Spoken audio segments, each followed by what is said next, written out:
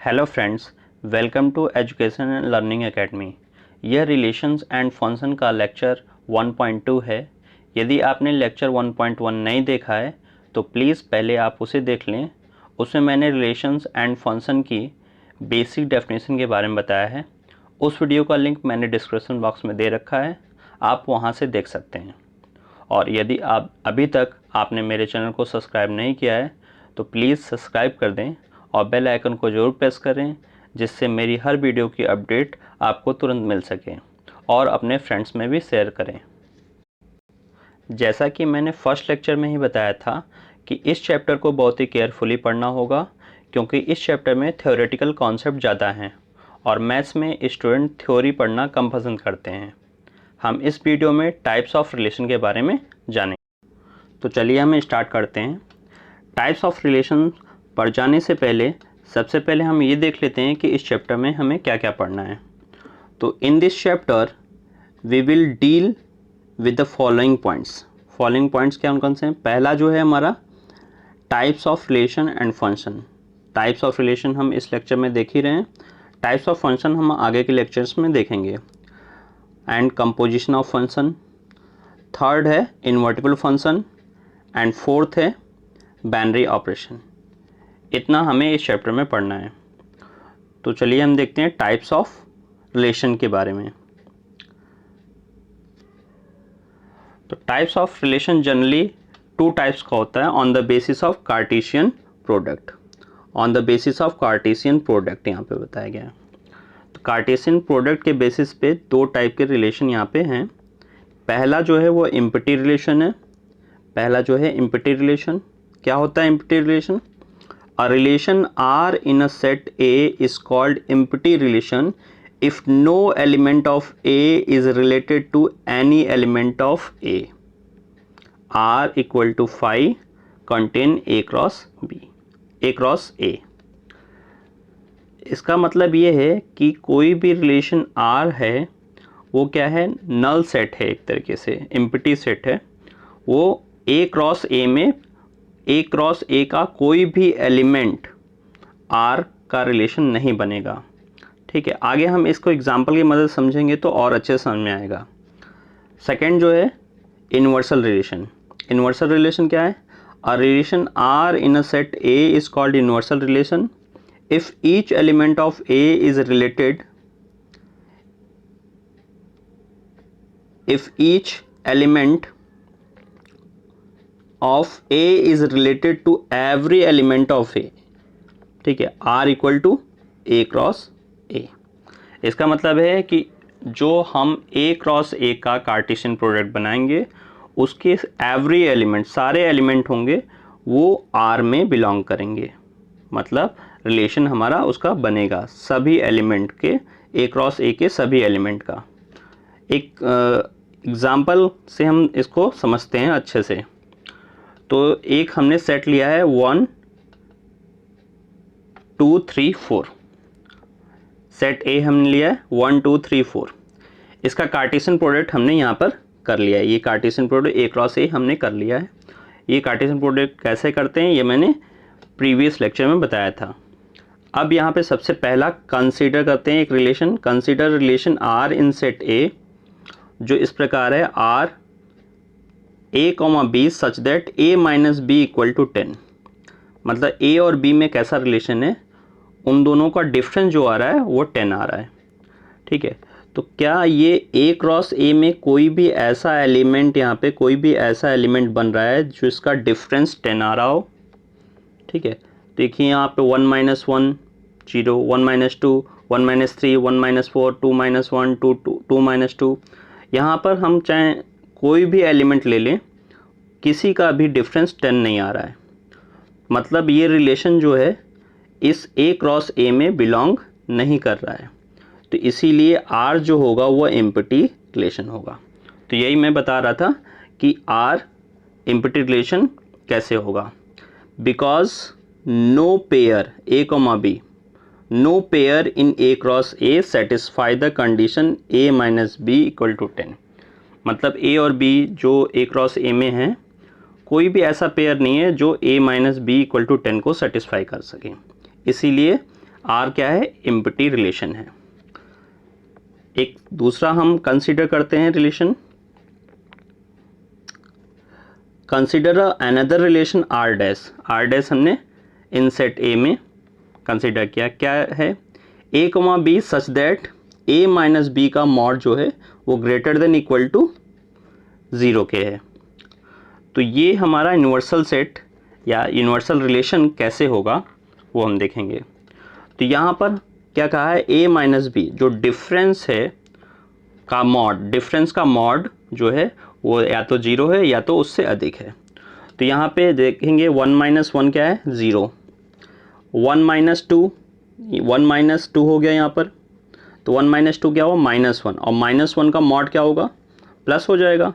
इसी तरह कोई भी अगर डिफरेंस लेंगे माइनस आ रहा होगा तो मॉड लेने पर क्या होगा, प्लस आ जाएगा, जिसकी वजह से ये ऑलवेज या तो 0 मिलेगा, जहाँ पे सेम वैल्यू होगी वहाँ पे 0 मिलेगा, जैसे 1 1 2 2 3 3 4 4 यहाँ पे 0 मिलेगा। और सब में अगर माइनस भी आ रहा होगा तो वो मॉड से निकलकर प्लस हो जाएगा, जिसकी वजह से ये ग्रेटर देन 0 आएगा। मतलब ये सभी एलिमेंट ए क्रॉस ए के सभी एलिमेंट इस आर डैश की कंडीशन को सेटिस्फाई कर रहे हैं, इसीलिए here R dash is called universal relation because R dash is the whole set A cross A as the pair A comma B in A cross A satisfy mod of A minus B greater than equal to 0।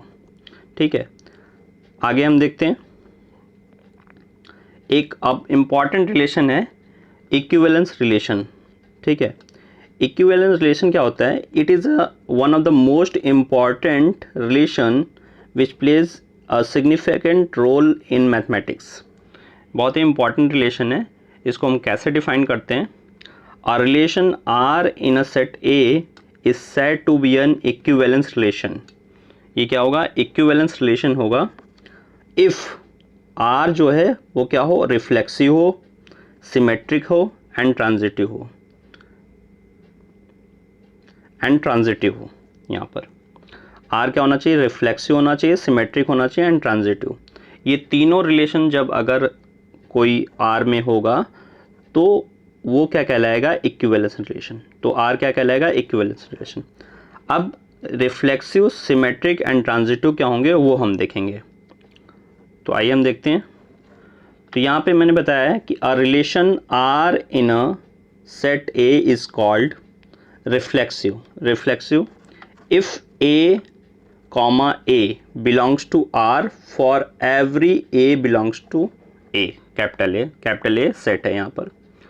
तो यहाँ पे हमें ध्यान रखना है कि reflexive relation क्या है कि अगर A का किसी भी एलिमेंट का उसके साथ खुद के साथ, ठीक है, जो रिलेशन है वो हमारा होना चाहिए। ठीक है, इसको आगे हम एग्जाम्पल के साथ समझेंगे। सेकेंड जो है symmetric relation, if A1 comma A2 belongs to R, A1 comma A2 belong कर रहा है R को, जिस रिलेशन से A1 कॉमा A2 बिलोंग कर रहे हैं R को, उसी रिलेशन से A2 comma A1 implies that A2 comma A1 belongs to R for all. ये किसका साइन है, फॉर ऑल का साइन है। A1 comma A2 belongs to A। जैसे इसको हम समझ लेते हैं, जैसे कोई A है और एक B है, A कोई पर्सन है और एक कोई B पर्सन है, दोनों क्या है, मेल हैं। तो इसका हम एक रिलेशन बना रहे हैं कि A जो है वो B का क्या है, ब्रदर है। A is the brother of B। तो अगर A और B दोनों को हम मेल हमने माना है, ये भी मेल है और ये भी मेल है। ठीक है, तो B is also brother of A, मतलब A का B के साथ जैसा रिलेशन है वैसा ही B का A के साथ भी रिलेशन है। तो यही हमारा क्या कहलाएगा, सिमेट्रिक रिलेशन कहलाएगा। यही हमारा क्या कहलाएगा, सिमेट्रिक रिलेशन। थर्ड हम देखते हैं ट्रांजिटिव। ट्रांजिटिव क्या है, if A1 comma A2 belongs to R and A2 comma A3 belongs to R। मतलब A1 और A2 R के साथ जैसा बिलोंग कर रहे हैं and A2 comma A3 R के साथ जैसा बिलोंग कर रहे हैं। ठीक है, जैसा रिलेशन रखते हैं। अगर ये दोनों ऐसे हैं तो A1 कॉमा A3 बिलोंग करेगा अगर R को, तब हमारा क्या कहलाएगा, वो ट्रांजिटिव रिलेशन कहलाएगा। इसको इस तरह समझ लेते हैं कि जैसे X जो है, जैसे कोई X है वो क्या है, Y के इक्वल है, और Y जो है वो किसके इक्वल है, Z के इक्वल। तो X is also equal to Z, X is also equal to Z, और कैसा रिलेशन, सब में इक्वल का रिलेशन है, तो ये क्या कहलाएगा, ट्रांजिटिव रिलेशन कहलाएगा। ठीक है, एक एग्जांपल से हम इसको समझेंगे कैसे ये तीनों रिफ्लेक्सिव, सिमेट्रिक एंड ट्रांजिटिव के बारे में। एग्जांपल क्या है, let be a set of all triangles in a plane with R, a relation in T given by, एक रिलेशन गिवन है R T1 T2 such that T1 is congruent to T2।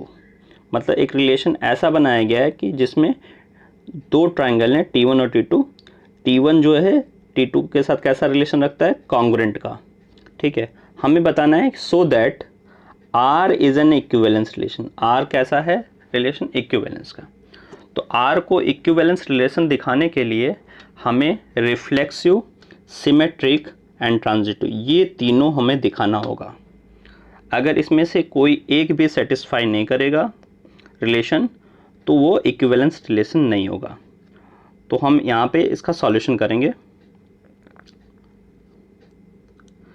तो R is a reflexive relation because every triangle is a congruent to itself. तो ये हम जानते हैं, जैसे हमने रिफ्लेक्सिव के बारे में बताया था कि रिफ्लेक्सिव क्या है, खुद के साथ रिलेशन कैसा है। तो अगर जैसे एक कोई ट्रायंगल है, जैसे ये ट्रायंगल है, ठीक है, तो इस ट्रायंगल का खुद के साथ कैसा होगा, कॉन्ग्रुएंट होगा खुद के साथ कि नहीं होगा। तो कोई भी ट्रायंगल खुद के साथ क्या होगा, कॉन्ग्रुएंट होगा। जैसे कोई भी लाइन है, ठीक है, कोई भी लाइन अपनी ही लाइन के साथ क्या होगी, पैरेलल होगी ऑलवेज। तो ये भी क्या है, रिफ्लेक्सिव है।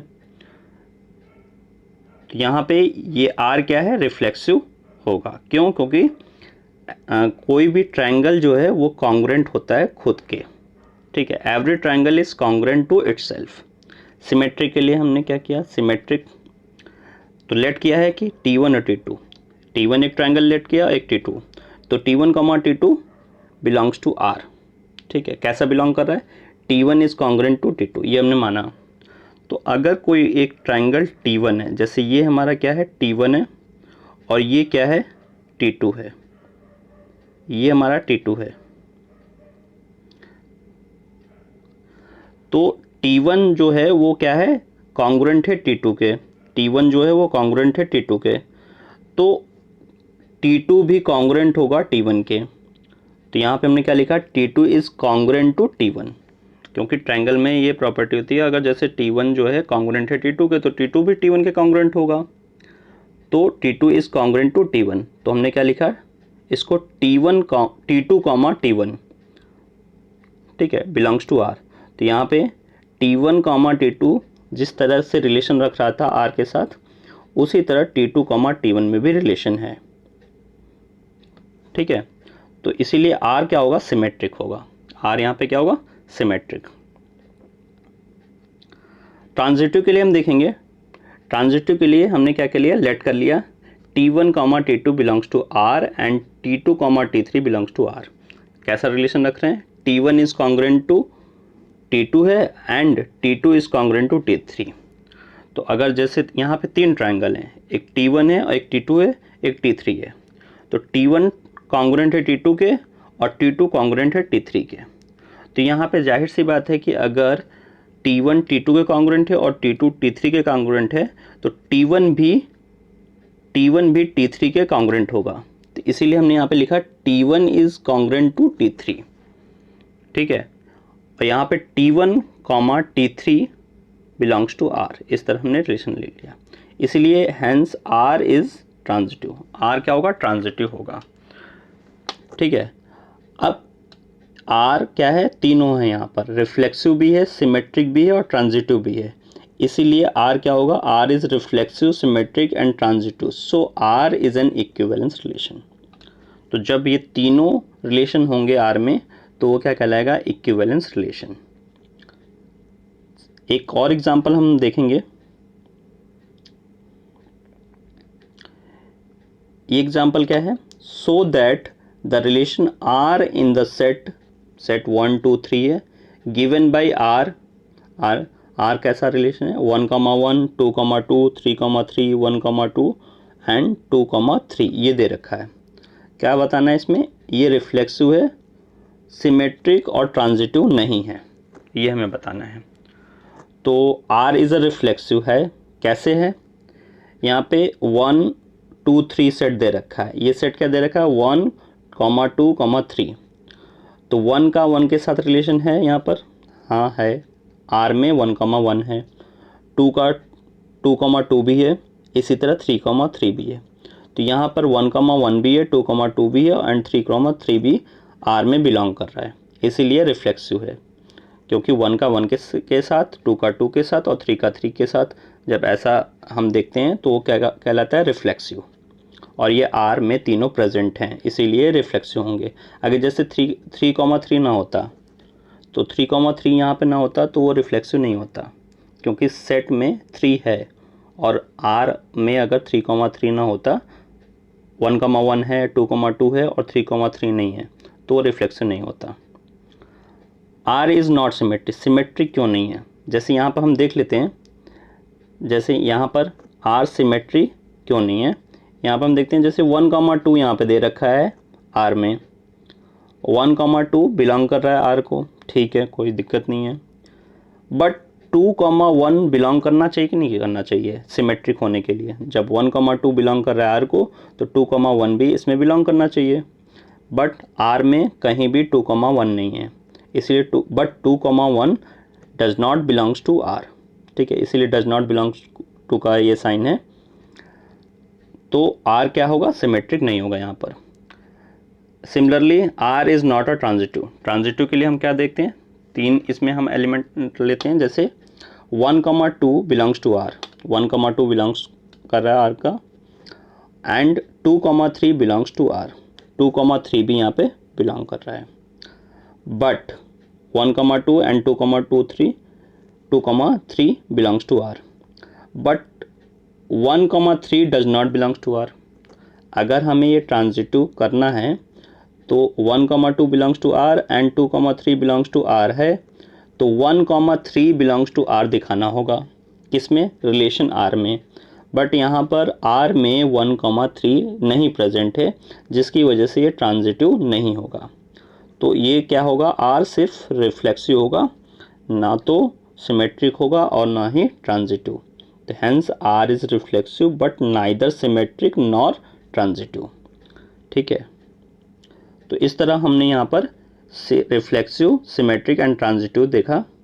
इक्विवेलेंस रिलेशन क्या होता है कि जिसमें ये तीनों हों, कोई भी रिलेशन में अगर तीनों हों, रिफ्लेक्सिव भी हो, सिमेट्रिक भी हो और ट्रांजिटिव, अगर कोई एक भी नहीं हुआ तो इक्विवेलेंस रिलेशन नहीं माना जाएगा। इक्विवेलेंस रिलेशन होने के लिए तीनों का होना ज़रूरी है।